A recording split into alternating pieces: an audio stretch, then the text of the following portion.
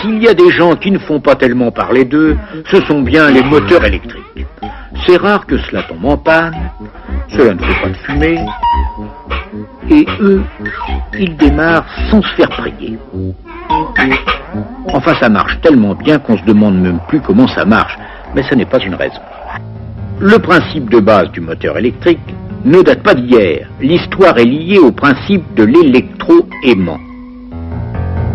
Quand on fait passer un courant dans une bobine enroulée autour d'un noyau de fer, elle se comporte comme un aimant, avec un pôle nord et un pôle sud. Mais quand les pôles changent, les pôles de l'électroaimant s'inversent aussi, bien sûr, de sorte qu'un électroaimant peut attirer un vrai aimant ou même des bouts de ferraille. Mais c'est pas cela qui fait un moteur. Certes, on pourrait imaginer des dispositifs comme celui-ci, mais cela serait pas très pratique pour faire tourner des ventilateurs ou des aspirateurs. Alors mettons plutôt un aimant tournant devant la bobine. Le courant passe, le pôle nord de la bobine attire le pôle sud de l'aimant, et ça tourne.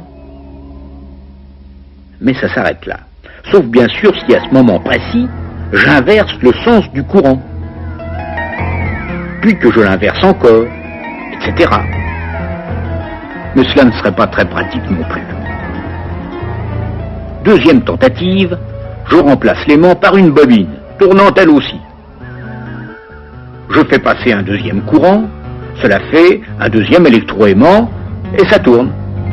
Mais en plus d'intervertir le courant à tout bout de champ, je vais avoir un problème de fil qui s'en mêle. C'est encore moins pratique.